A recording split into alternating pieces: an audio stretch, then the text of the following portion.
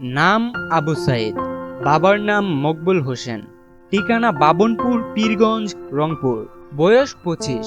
ছেলেটির মৃত্যুর কারণের জায়গায় লেখা হয়েছিল broad date on 16/7/24 at 8:05 PM। Begum Rokeya বিশ্ববিদ্যালয়ের ইংরেজি বিভাগের ছাত্র আবু সাইদের মৃত্যুর কারণ এটি।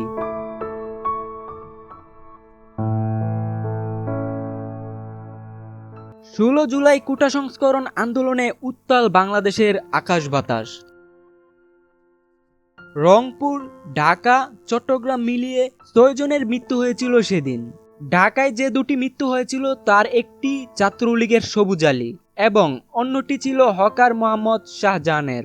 চট্টগ্রামে মৃতদের মধ্যে ছিলেন মোহাম্মদ ফারুক, ওয়াসিম আকরাম ও ফয়সাল আহমেদ। ওয়াসিম ও ফয়সাল দুজনেই ছিল শিক্ষার্থী। 32 বছরের মোহাম্মদ ফারুক ছিল শিল্পী। গত শনিবার সারাদিন ব্যাপী ছাত্রলীগ এবং কোটা সংরক্ষণ বিরোধী আন্দোলনকারীদের মধ্যে দফায় দফায় সংঘর্ষের সৃষ্টি হয়। পরিস্থিতি নিয়ন্ত্রণে আনার জন্য পুলিশ চালিয়েছিল গুলি। রংপুরে বেগম রোকেয়া বিশ্ববিদ্যালয়ের সামনে তখন রণযুদ্ধ। পুলিশের রাবার বুলেটের সামনে তখন বুক চিতিয়ে দাঁড়িয়েছিল আবু সাইদ। 1987 সালের এরশাদের আমলে পুলিশের গুলিতে নিহত হয়েছিল এক শিক্ষার্থী, যার নাম নূর হোসেন। সেই মৃত্যু নিয়ে কবি শামসুর রহমান লিখেছিল, বুক তার বাংলাদেশের হৃদয়। বাংলাদেশের পুলিশ সাধারণত 3টি আইন প্রণয়ন করে থাকে: 1961 সালের পুলিশ আইন, 1943 সালের পুলিশ রেগুলেশন অফ বেঙ্গল, 1998 সালের ফৌজদারি কার্যবিধি। এইসব আইন ব্রিটিশদের তৈরি, যেখানে পুলিশকে তার শক্তি প্রয়োগের ক্ষমতা দেওয়া রয়েছে। এমনকি কিছু কিছু ক্ষেত্রে গুলি চালানোর এখতিয়ারও দেওয়া হয়েছে।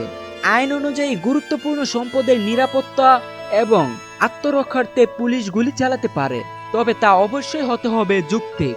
এখন প্রশ্ন, মঙ্গলবার দুপুরে বেগম রোকেয়া বিশ্ববিদ্যালয়ের সামনে সে ধরনের পরিস্থিতি কি আদৌ তৈরি হয়েছিল কিনা? গুলি চালানোর ঘটনায় 4 সদস্যের কমিটি গঠন করেছে রংপুরের মেট্রোপলিটন পুলিশ। 2 সপ্তাহের মধ্যে তদন্ত শেষ করে রিপোর্ট জমা দিবে এই পুলিশ কমিটি। মকবুল হোসেনের 9 সন্তানের মধ্যে আবু সাইদই একমাত্র যিনি বিশ্ববিদ্যালয়ে পড়ার সুযোগ পেয়েছিলেন। গেল কুরবানিতে তিনি শেষবারের মতো বাড়িতেই ঈদটা উদযাপন করেছিলেন।